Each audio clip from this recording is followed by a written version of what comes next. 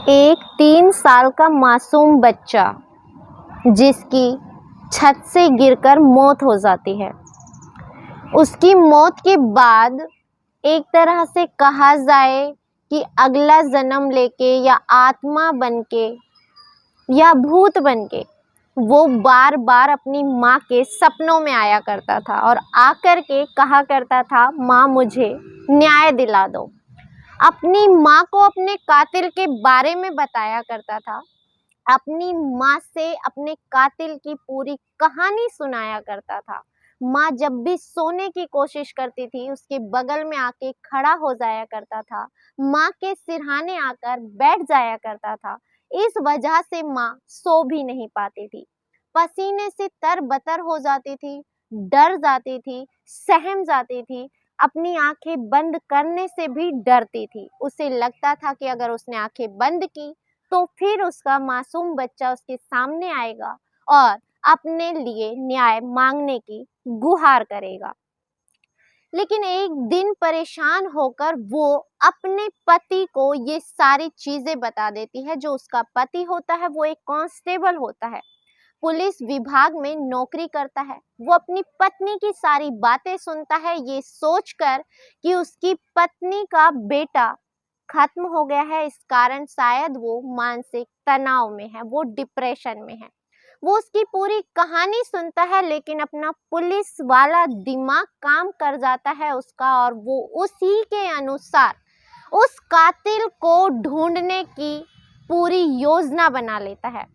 क्योंकि वो कातिल कहीं और नहीं बल्कि उसी घर में रहता था, इसलिए वो सीधा उसे गिरफ्तार नहीं करता बल्कि कुछ समय तक उसी घर में उसी कातिल के साथ वो रहता है, सबूत जुटाता है, सच्चाई का पूरा पता लगाता है और अंत में उस कातिल को उसके गुनाहों की सजा दिलवाता है।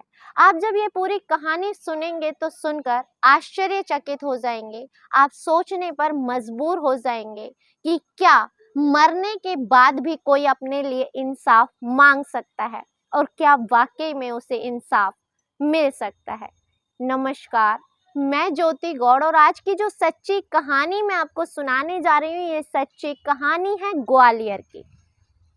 दरअसल एक ध्यान सिंह नाम के पुलिस कांस्टेबल होते हैं। उनकी शादी ज्योति राठौड़ नाम की एक लड़की से हो जाती है जो कि भिंड की रहने वाली होती है। दोनों की शादी बड़ी ही धूमधाम से होती है, सब कुछ सामान्य चल रहा होता है। ये अपने घर में आकर के रहने लगते हैं। इनका 3 मंजिला मकान है। ये यहीं पर आकर बहुत खुशी से रह रहे हैं। कुछ समय बाद ही इनके यहाँ एक बेटे का जन्म होता है, जिस बेटे का नाम ये लोग जतिन रखते हैं। दोनों में प्यार है, मोहब्बत है, बेटे को ये बहुत प्यार करते हैं। सब कुछ एक खुशहाल गृहस्थी की तरह चलता रहता है। लेकिन जैसा कि ध्यान सिंह पुलिस कांस्टेबल हैं, इनकी ड्यूटी रात में भी कभी बाहर लग जाया करती थी, कभी दिन दिन भर ये बाहर रहा करते थे। इसी सिलसिले में ये घर परिवार में कम ही समय दिया करते थे। इसी के कारण जो पत्नी होती है ज्योति, ये बोलती है कि आप पूरा दिन घर से बाहर रहते हैं, मेरे पास ज़्यादा काम नहीं रहता, हमारे घर के नीचे ही कुछ दुकानें हैं, उन्हीं दुकान में से एक दुकान आप मुझे खुलवा दीजिए। पति को भी ये बात बिल्कुल सामान्य लगती है। वो प्लास्टिक के कुछ सामान लाकर उनकी दुकान में रख देते हैं और उन्हें समझा देते हैं।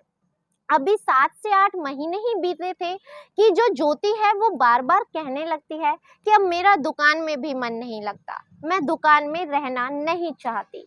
पति बोलते हैं कि ठीक है, क्योंकि मैं तो उस दुकान को चला नहीं सकता, तुम्हारी जिद पर खोल कर दी थी, तुम नहीं करना चाहती हो, तो इसमें जितना माल है उसे निकाल दो, उसके बाद हम आगे खरीद कर नहीं लाएंगे। इस बात को लेकर घर में विवाद बढ़ने लगते हैं, दोनों के बीच झगड़ा होने लगता है। लेकिन अभी कुछ ही समय बीता था कि 3 से 4 रोज बाद अचानक जतिन, जो इनका 3 साल का बेटा था, वो तीसरी मंजिल से जमीन में गिर जाता है, यानी छत से नीचे आकर के गिर जाता है। उसके सर में गहरी चोट लगती है। चोट इतनी भयानक थी कि उसे आनन फानन में जब हॉस्पिटल ले जाया जाता है तो एक रात तो उसे आईसीयू में रखा जाता है, लेकिन दूसरे ही दिन वो अपना दम तोड़ देता है। माँ का रो रो कर बुरा हाल है, माँ अपने आप को संभाल नहीं पा रही है। वो भगवान की मूर्ति के आगे बैठकर माथा पटक पटक कर रोती रहती है, लेकिन बच्चा बच नहीं पाता।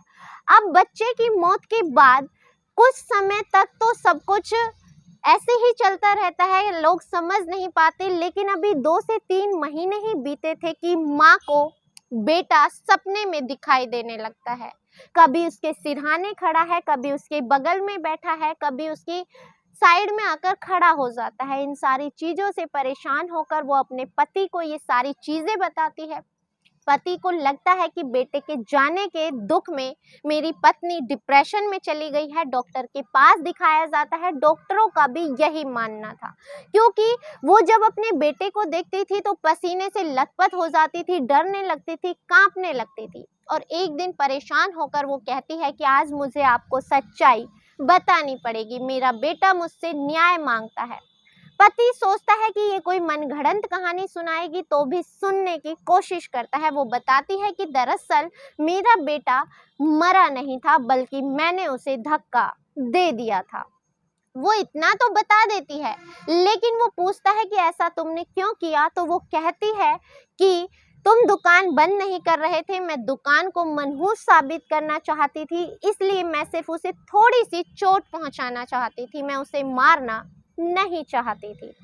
फिर पति उसकी आंखों में देखता है, उसे समझ में आता है कि ये कुछ ना कुछ मुझसे छुपा रही है। बिल्कुल, वो एक पुलिस विभाग में कार्य करता था। वो अपनी पत्नी को छत पर लेकर जाता है और बार बार वही प्रक्रिया दोहराने के लिए बोलता है, लेकिन वो कभी भी कोई एक जवाब नहीं दे पा रही थी। कभी बोल रही थी मैं यहाँ खड़ी थी, कभी बोल रही थी मैं वहाँ खड़ी थी, कभी जतिन यहाँ था, मैं वहाँ थी, जतिन सीढ़ियों में था। ऐसे ही घुमा फिरा कर वो कहानियां सुनाती रहती है। दरअसल यहाँ पर पति को शक हो जाता है, लेकिन वो इस शक की भनक पत्नी को नहीं लगने देता। वो हर एंगल से जांचने की कोशिश करता है। जब जब वो सदमे में आती थी, उस बच्चे से डरती थी, वो ऑडियो रिकॉर्डिंग और वीडियो रिकॉर्डिंग बनाता रहता था। वो बहुत ज़्यादा परेशान होती थी, उससे बातें करता था और उसकी बातों ही बातों में वो उससे सारे राज उगलवा लेता है और आखिरकार पुलिस में कंप्लेंट करता है। पुलिस वाले जब आते हैं और ज्योति राठौड़ को गिरफ्तार करते हैं, तो वो वही कहानी सुनाती है, क्योंकि उसे लगा नहीं था कि उसके पति ने उसकी असली कहानी पुलिस वालों को बता दी।